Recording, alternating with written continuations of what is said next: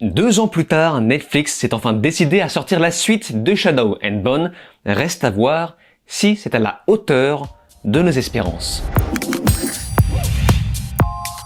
Salut à tous, c'est Vin sur Plot Time et on se retrouve aujourd'hui pour parler d'une série de fantasy américaine créée par Eric Esserer. Souvenez-vous, ça a été diffusé le 23 avril 2021 sur Netflix et c'est adapté de la trilogie littéraire Grisha ainsi que la duologie Six of Crows de Leigh Bardugo. La deuxième saison est enfin sortie le 16 mars 2023 avec, tout comme la première, une fournée de 8 épisodes. Mais avant de parler de la saison 2, j'aimerais revenir en détail sur la première saison.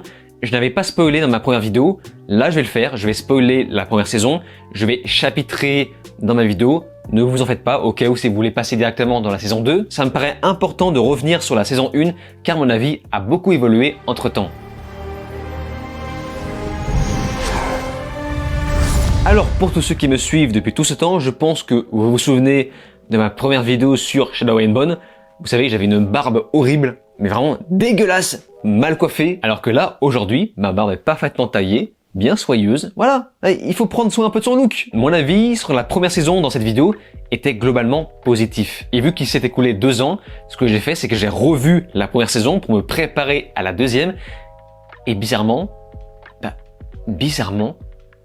mon avis a complètement changé. En fait, je pense qu'à l'époque de la première saison, j'étais beaucoup plus indulgent, car, je n'avais pas l'expérience d'aujourd'hui. Je découvrais Netflix sur toutes ses coutures. Mais en revoyant la série avec mes yeux d'aujourd'hui, avec la lassitude que j'ai de Netflix, de ces séries teenagers, forcément, c'était différent. Il y a plein de moments où je me suis dit, non mais les gars, vous ne pouvez pas laisser passer ça. En fait, j'ai eu cette impression très désagréable de regarder un produit indépendant avec beaucoup de pognon. Et ça, aujourd'hui, je n'y arrive plus. C'est littéralement comme si on confiait un gros projet à des amateurs. Le fameux gros projet Netflix dans son excellence qui coûte cher. Mais surtout, là où j'ai vraiment du mal, c'est ce manque permanent de maturité. On est clairement sur une fiction pour les adolescents, adolescentes, pour être plus précis, car vraiment, en revoyant la série, j'ai eu cette impression de regarder un espèce de fantasme féminin, un rêve mouillé de jeune fille en puberté. Vous savez, l'héroïne entourée de beaux gosses, qui s'avère être l'élu de quelque chose avec des pouvoirs magiques.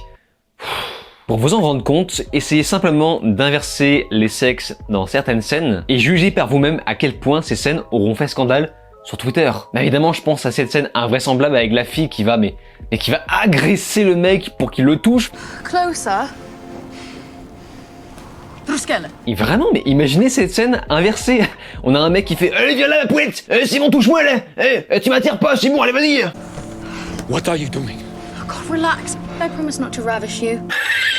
Non les gars, ça c'est niette, ça fait très gamin. Et vous savez, dans cette ambiance teenagers, on peut presque retrouver du Hunger Games, sauf que je trouve que même si c'était pensé pour les adolescents, Hunger Games avait quelque chose de beaucoup plus maîtrisé dans sa conception. Tandis que là, dans Shadow and Bone, on a les mêmes patterns féministes modernes du grand méchant patriarcat très cliché et prévisible, Bob Lennon. Bon, en un peu mieux foutu. Les mêmes patterns progressistes fatigants consistant à faire du m'as-tu vu avec une mise en avant, mais exagérée, des homosexuels, tandis que cette mise en avant n'apporte rien à l'histoire. En plus d'ajouter encore plus de personnages qu'il y en a déjà. Parce que oui, dans cette série, il y a carrément trop de personnages et j'ignore si c'est le fait d'avoir mélangé plusieurs livres d'un coup qui rend sa narration parfois un peu confuse. Alors qu'en vérité, à trame principal, l'histoire paraît très simple. C'est donc pour un spectateur lambda qui n'a pas lu le livre très compliqué à suivre, malgré la simplicité du récit encore une fois, et j'ai eu l'impression que la série ne se réveille vraiment qu'à partir de l'épisode 5. Donc pour une saison à 8 épisodes,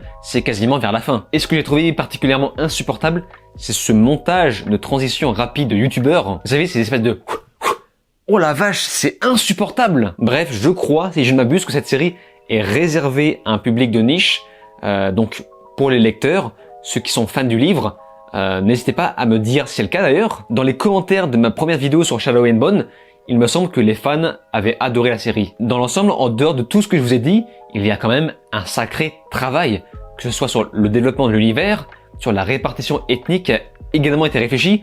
Par exemple, on a une majorité de blancs pour ceux qui semblent être inspirés des Russes, et aussi un quartier beaucoup plus cosmopolite.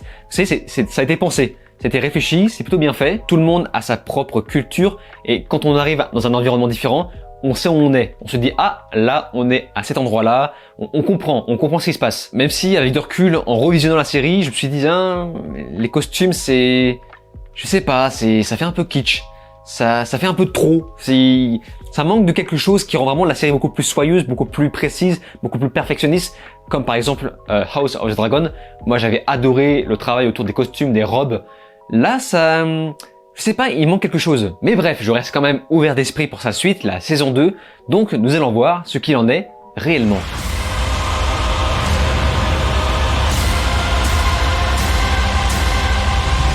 Souvenez-vous, dès la première saison, le royaume Ravka est maudit depuis plusieurs millénaires. C'est donc sur les épaules de la jeune Alina que ce royaume compte. C'est pourquoi elle va accompagner les Grisha. Vous savez, un espèce de cercle de magiciens censé empêcher l'émancipation d'un brouillard diabolique. Ce monde est aussi varié qu'hostile et Alina devra faire attention à qui elle se fie. C'est donc pour cette seconde saison 8 nouveaux épisodes très longs, d'à peu près 1 heure en moyenne, et pour la première fois depuis très longtemps, mais alors j'ai eu un mal de chien à prendre des notes sur l'histoire et je crois savoir pourquoi. La réalité est que la première saison est un avant-goût de si oui ou non vous allez vous investir dans cet univers. Et j'avoue, comme je vous l'expliquais plus tôt, que mon second visionnage m'a fait un peu décrocher au point de me désintéresser de cette aventure. Parce que oui, ça reste toujours une série d'aventures. Plus que jamais dans cette saison 2 où les personnages vont devoir voyager dans différentes contrées pour atteindre leur objectif. Mais pour être franc, je pense que lire les livres m'aurait beaucoup aidé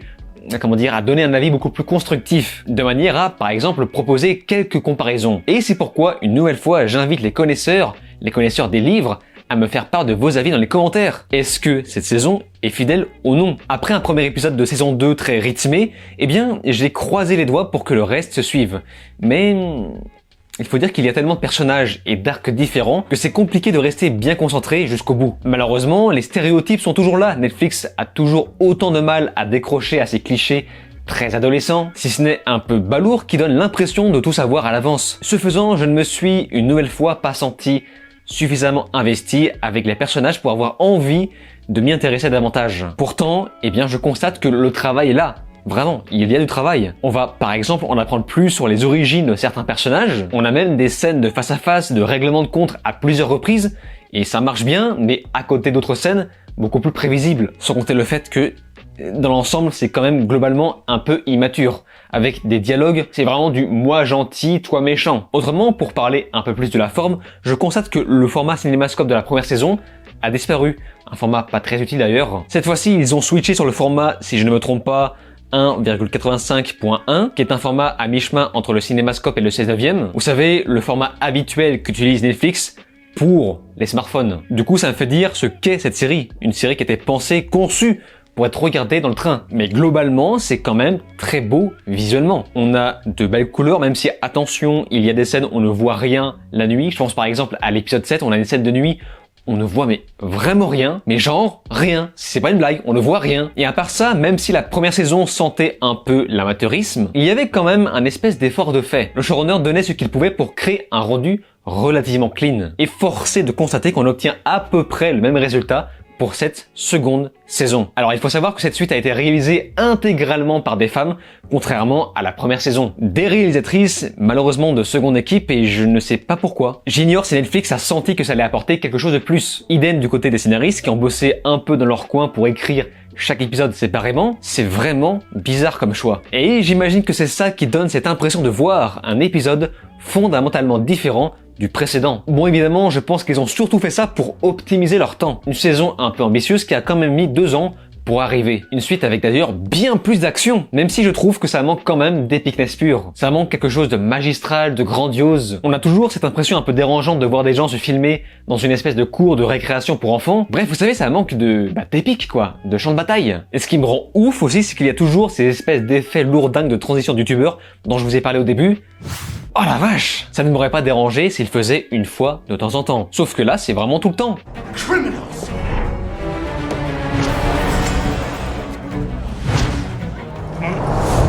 Heureusement qu'à côté de ça, les effets spéciaux sont plutôt propres. Il y a aussi une volonté de ne pas en abuser à cause du budget, donc on le verra sur les panoramas qui claquent pas mal, mais également sur les créatures qui malheureusement ne seront pas assez nombreuses. Mais au moins, on aura le droit à quelques séquences wow. Pas assez, encore une fois. À côté, les décors, surtout en intérieur, sont vraiment bien faits. On a toujours un soin apporté aux costumes aussi. Et très honnêtement, ça doit être plaisant de participer à ce genre de tournage. Même si sur le fond, ça sniffe toujours autant le studio. Mais à côté, je suis jaloux. Je suis jaloux de quelque chose. C'est, comme je l'expliquais tout à l'heure, ils ont installé une espèce de cohérence ethnique. Une petite cohérence, mais suffisante pour être crédible. Et je me dis, mais s'ils ont réussi à le faire sur une teen série du type Shadow and Bone, mais non d'une pipe, pourquoi ne pas l'avoir fait sur The Witcher? Vous voyez bien que ce n'est pas compliqué à faire. En plus de permettre, selon moi, une plus large diversité ethnique à l'écran. C'est-à-dire que dans cette saison, on verra ce qui semble être un peuple inspiré de l'Afrique, un autre inspiré de l'Asie.